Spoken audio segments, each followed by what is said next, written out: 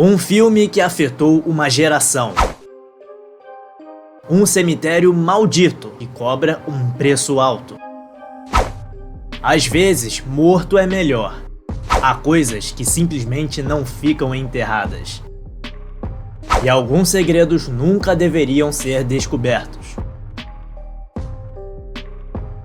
Na época, Stephen King morava no Maine e ele ministrava lá um curso de terror britânico do século XIX. Frankenstein, o Drácula, o médico e o monstro, histórias que sempre o influenciaram. Todas essas histórias exploram a ruína da família e uma presença monstruosa à espreita, segredos ocultos e o preço inevitável da verdade. Outra influência foi um conto lançado em 1902, A Pata do Macaco, que fala sobre um talismã sombrio que concede 3 desejos, mas cada um com um preço terrível.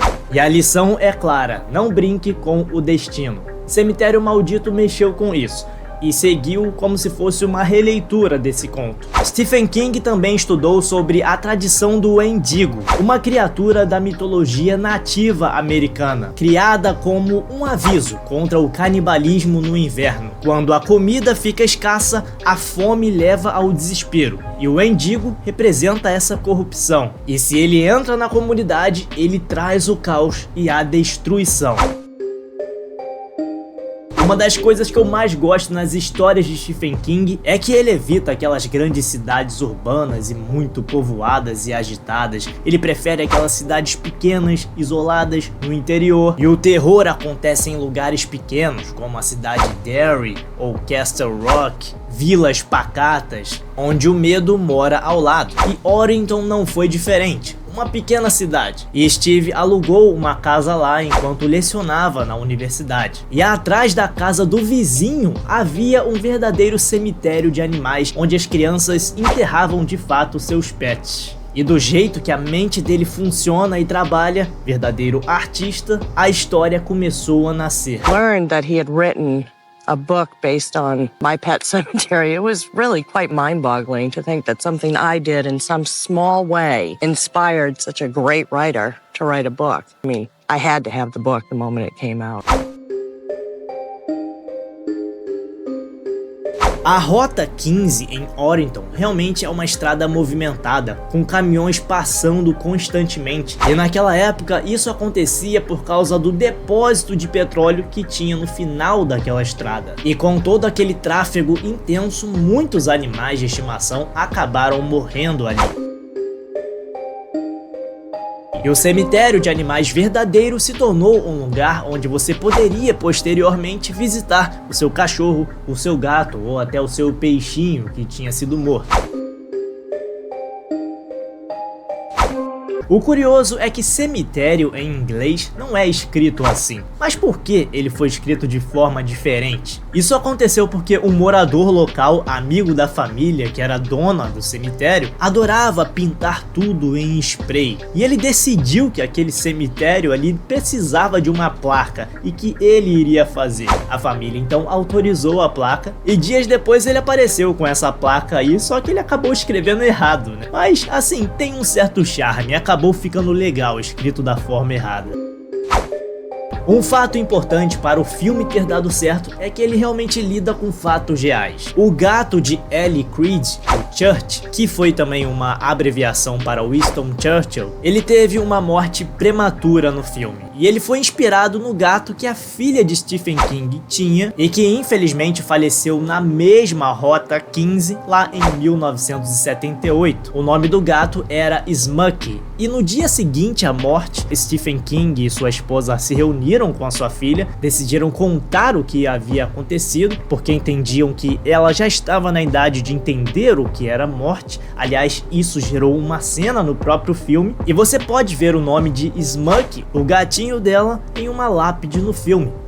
como forma de homenagem. E Stephen King também passou pelo susto de ver um dos seus filhos correndo em direção à estrada, mas felizmente nada aconteceu porque ele conseguiu correr a tempo e salvar o garoto. Esse evento o marcou profundamente e acabou entrando também para a história. The character in the book has a little boy, I have a little boy. My daughter had a cat that she loved very much, and the little girl in the book has a cat. In both cases, there was a pet cemetery behind the house where the main characters, the real ones, my family, and the fictional ones, the Creed family, my daughter's cat was run over in the road. There was a lot of heavy traffic, a lot of big fertilizer trucks that went back and forth, and she was very upset. It was her first experience with death. And about 6 months later, my little boy almost ran into that road while a truck was coming.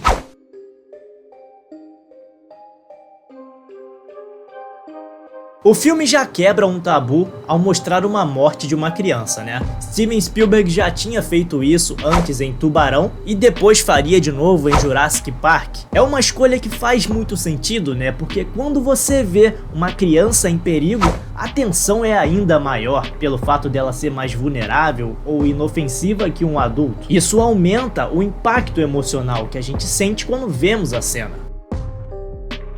É uma história fantástica e o livro também foi um grande sucesso de vendas.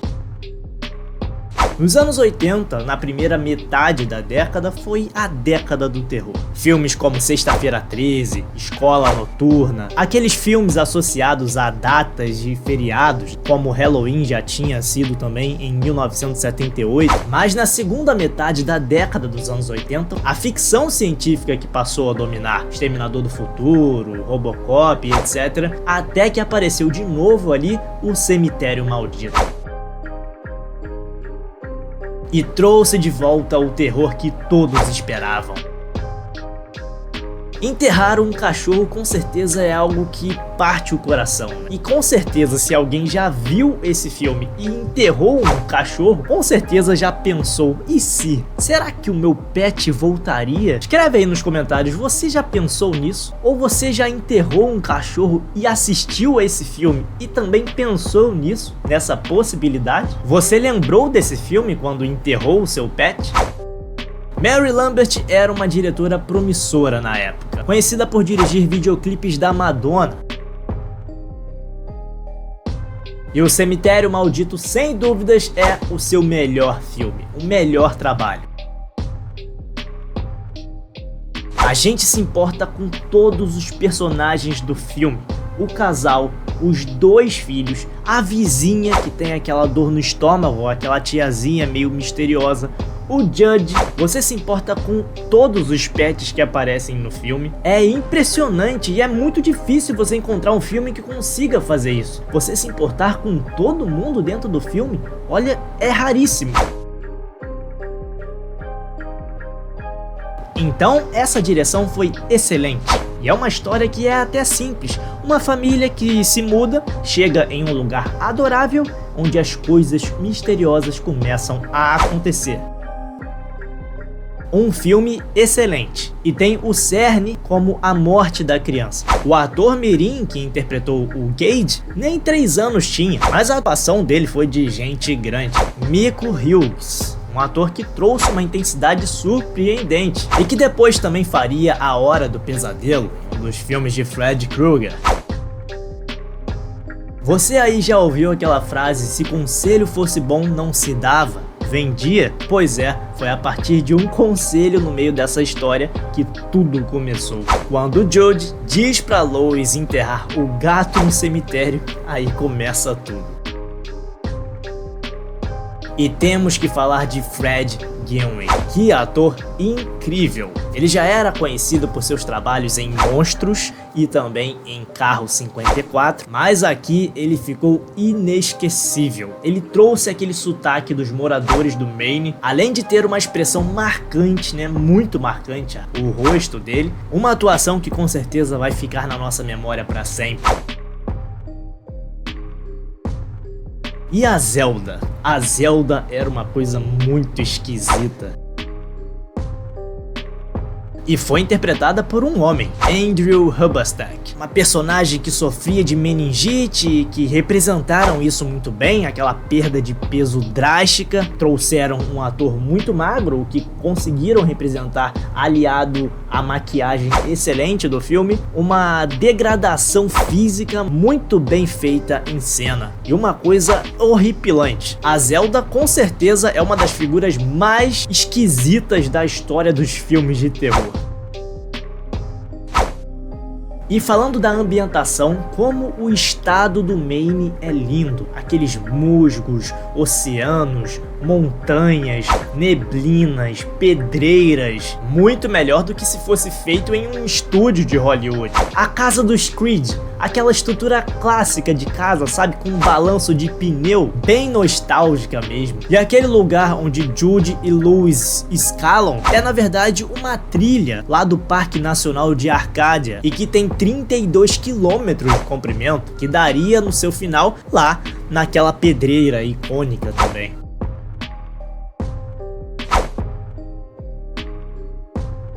O filme tem várias cenas marcantes, né, como o enforcamento de Missy e o seu funeral com a participação de Stephen King, o próprio. Os efeitos do filme também foram muito bem feitos, né? Efeitos práticos, deixaram a sua marca. Os olhos dos gatos, aqueles olhares hipnotizantes, cara, incrível. O cemitério que criaram ali também muito imersivo.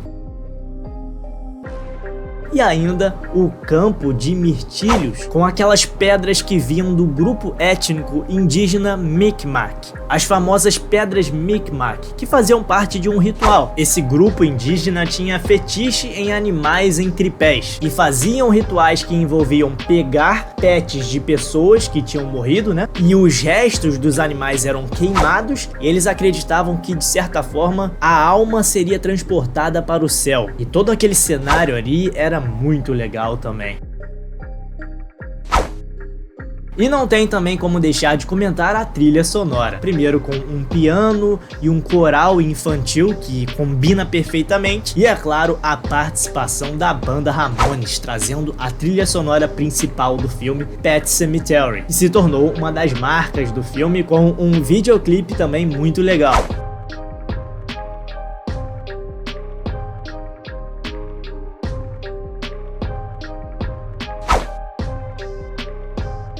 Então é isso, galera, um filme muito marcante, muito bem feito e que envelheceu muito bem. Se você não viu, corre lá, vale muito a pena conhecer. E de repente até ler o livro, que é algo que eu estou pensando em fazer. E se você já viu o filme, deixa aí sua opinião, quero saber o que você acha desse filme. Deixe também o seu like, se inscreva no canal e até o próximo vídeo.